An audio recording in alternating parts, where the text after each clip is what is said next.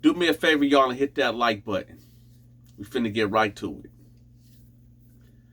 We're going to call this guy John Coffey. I know y'all seen the title. This guy was a very, very notorious booty bandit, and justice was served on him. I don't knock a man on how he programmed. You got guys that program by working out. You got guys like me staying out the way and only talk to a select few people. You got guys that like to extort people.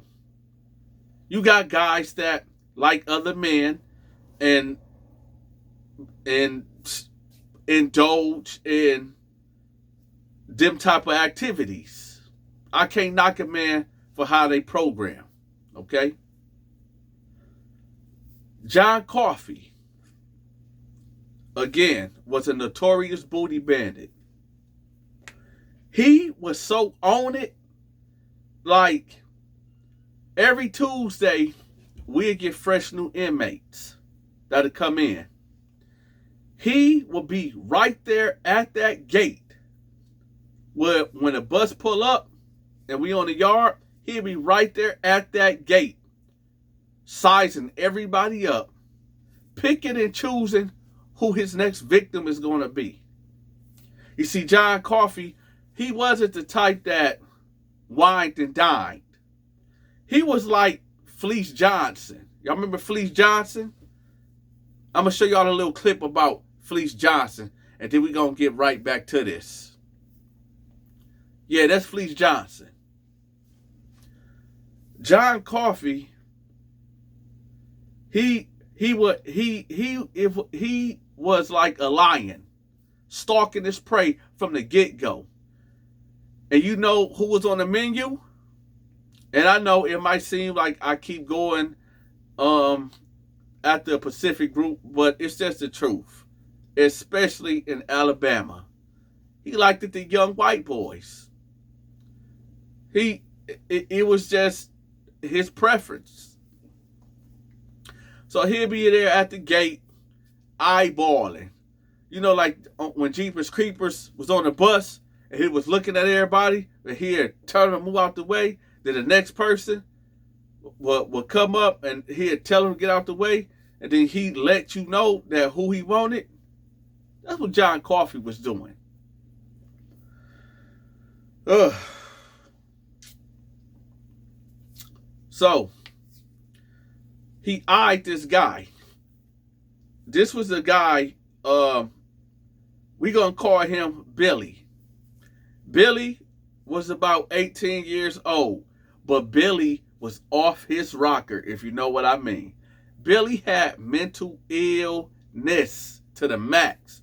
Billy should have not been locked up. Billy should have been in a mental ward.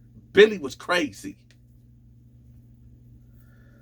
So, I guess John Coffey said, that's who I got.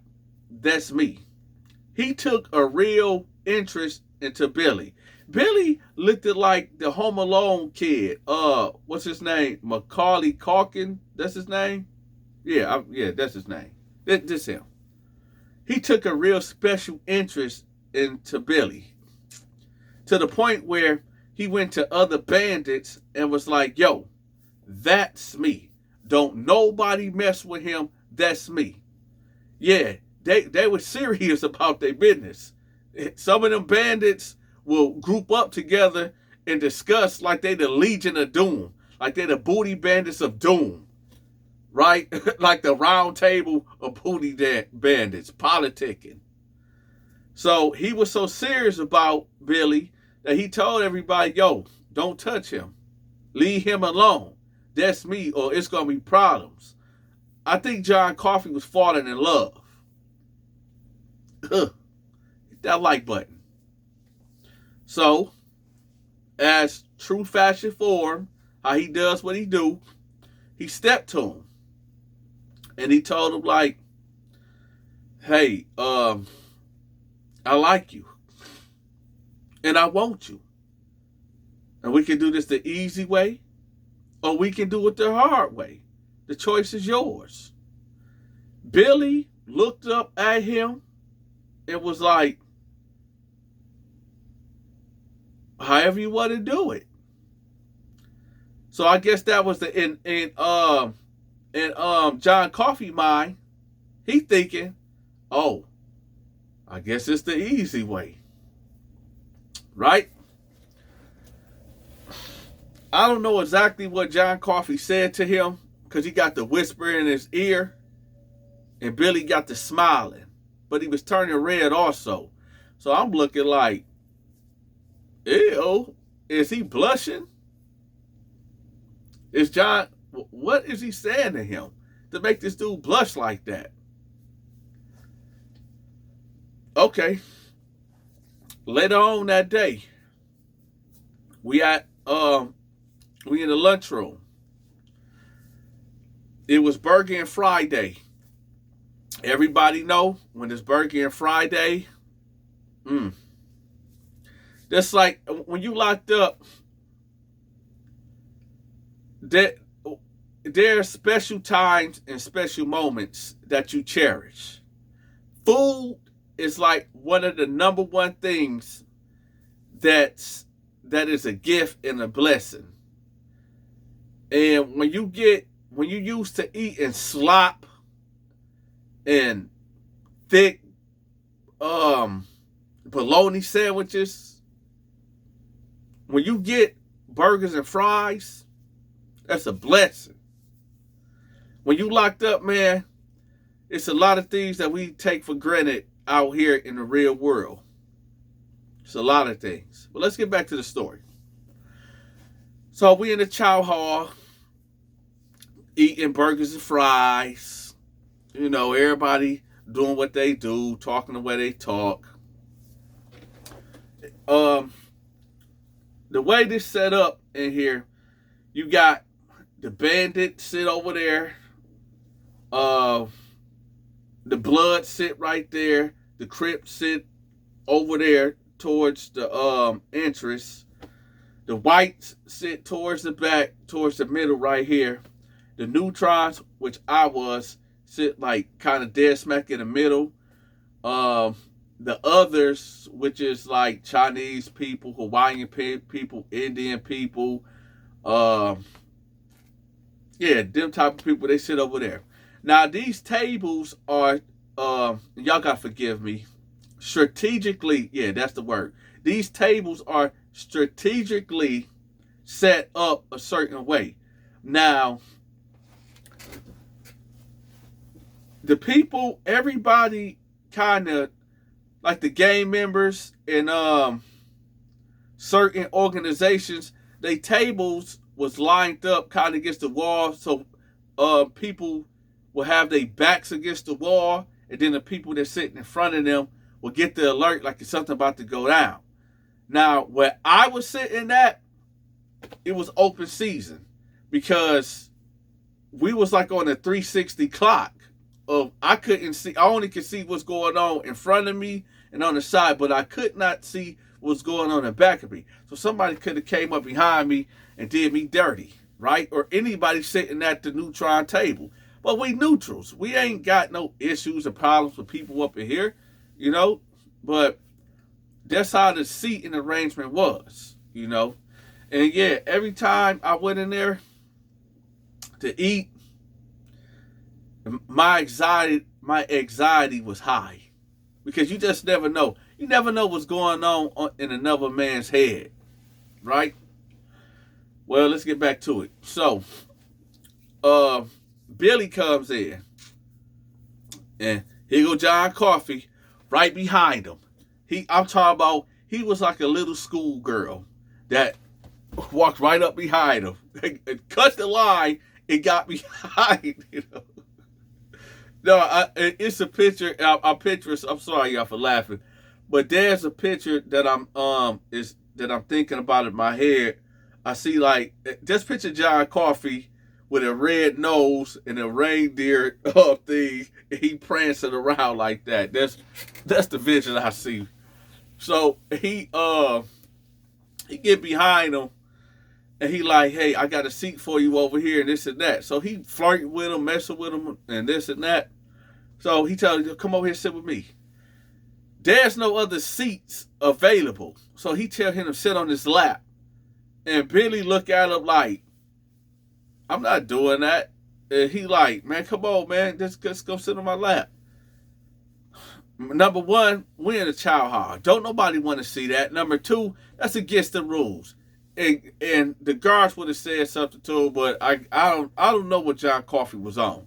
But he was like a thirsty y'all remember on the cartoons that wolf that on the Looney Tunes that were like, oh, then he had the hearts and stuff. Well, he just thirsty. So Billy ended up sitting over here. He sit. Let me see. He didn't sit with them, but he sat like in his own chair behind them, if that make any sense. It was like a regular desk seat, something like that was sitting right there. So he sat right there. Started eating his food. Right after that, we all went to the yard. I don't know exactly what was going on between them two. I didn't really care. The only reason why I know that the details about this story is because dude, y'all gotta forgive me. It's early in the morning.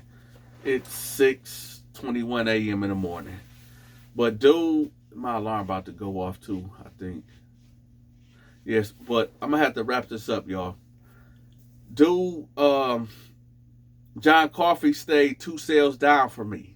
So I could hear things. When you got when you got people living next door to you, you tend to be in people's business because they run in their mouth and they talk a lot, so you can hear things. So later on that day, Billy ended up getting moved to his cell. Now, there's a big part that I forgot to mention to y'all. When Billy came in, a part of John Coffey package, he went to the whites and told them like, look, that's me right there. I want him. That's mine. And in this place, the whites stick with the whites, the blacks stick with the blacks, the Mexicans stick with the Mexicans, the gang members, they do their thing, and so on and so forth. I don't know what he gave the whites to, bag off. I don't know exactly what happened, but I'm pretty sure the whites probably even stepped to Billy, and I don't know. They maybe stepped to him and told him like, yo, we here to protect you. I know they have to say something to him. And I guess he probably said he good. Or, I don't know. I don't really know. But I can only imagine that's what happened. That the whites stepped to him and offer him protection or whatever the case may be. I don't know. I just want to throw that in there. Because people, your race usually look out for you. But I'm pretty sure John Coffey struck a deal or something with them. But anyway, let's get back to it. So he ended up being in his cell, and I'm gonna say for maybe 2 days, they was in there playing games, if you know what I mean. The third day, this one I know it got crazy.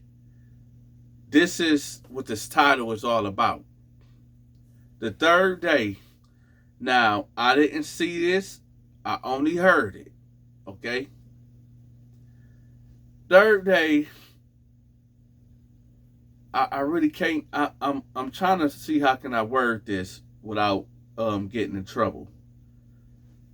The third day, the third night, I should say.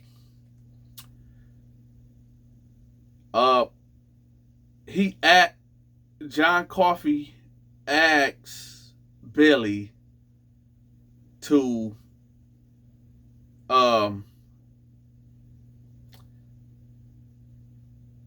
lick his lollipop. We'll say that he told him to lick his lollipop, right? I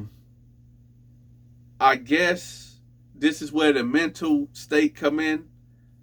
When he went to do that, I guess Billy had a flashback of being violated by his uncle.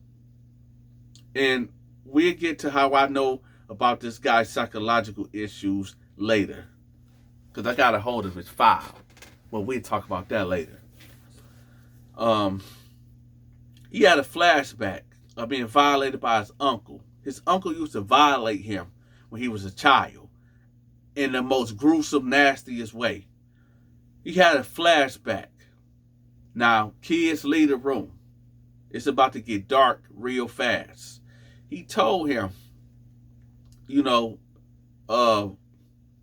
the lollipop. As he doing that, he has a flashback. I'm going to tell y'all this. He bit down and wouldn't let go. He bit down and wouldn't let go. All you hear is, screaming, hollering.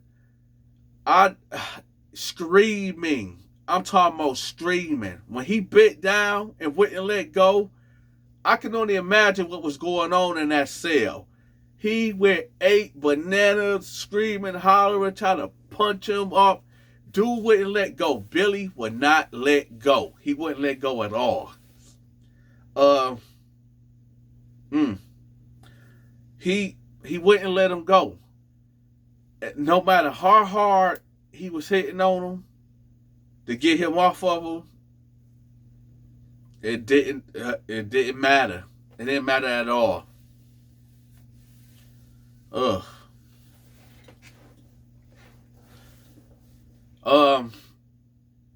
It got to the point now, for the men out there, I've been hit one time. When I was 16, my girlfriend, me and her was wrestling, and she kneed me. Like, boom! I said, oh. When I say that was the most extreme pain that I ever felt in my whole entire existence of living to be 16 years old, I fell to the ground. It was in a fetal position with my thumb in my mouth, just thinking, Lord, just take me now. I don't want to be here no more on this earth. Please. Now, I can't only imagine how John Coffey felt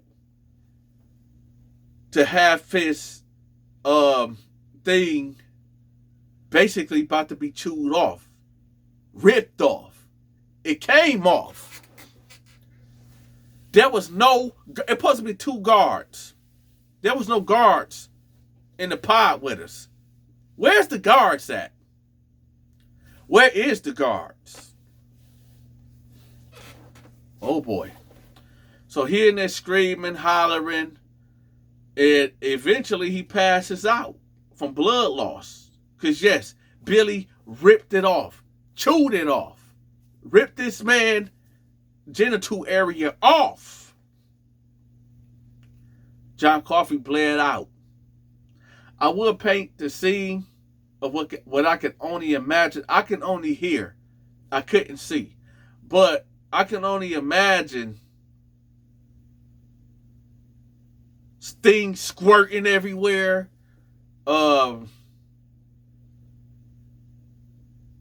That's gruesome. Gruesome. Y'all hit that like button. This I would say this is the end of the story, but it's not. It's not even the end. I actually can go on for maybe another 20 more minutes, but I got to get the kids ready for school. It's already time for them to get ready, and I know that they're supposed to bend up, but here I go giving y'all these videos. I mean, at least y'all can do is hit that like button and share this video. Come on, y'all, hit that like button. So, you hear him saying, help, help. And then his voice getting more faint and faint and faint. So at this point, you know, usually people, if we hear an assault going down, sometimes we'll make noise and call for the guards. If a bandit is violating somebody that don't want to be violated, we'll all get on the door and start hollering and screaming and trying to cause a distraction so that way, you know, the guards will come and help that person. But nobody felt sorry for John Coffey. He got what he deserved. So, yo, you see how I got the headphones on? I put my headphones on and I'm laying down. And I'm like, well, justice served. That's what he get. Hey, and like I said, I can't be mad at how somebody carry themselves or how they program. That's what he does. The Bible says that the wages of sin is death, right? And if you want to indulge in certain behaviors, then, hey, it is what it is. I mean, God spares off.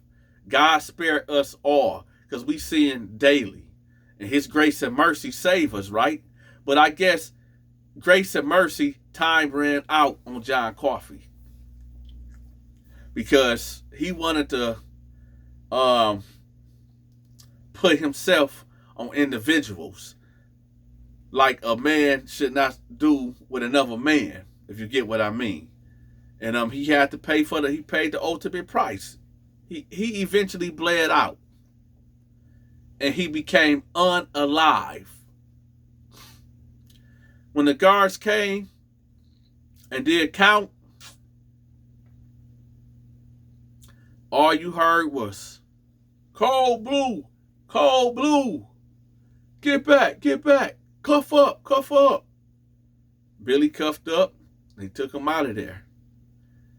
It was rumored that John Coffey genital was out there on the tier. Shriveled up worm.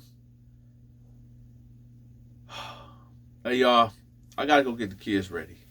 Y'all hit that like button. I'm out. Oh, yeah. I want to give a special shout out to Lisa and Eva. Y'all, thank y'all for blessing the Cashapp. I'm going to check y'all out later. All right, I'm out.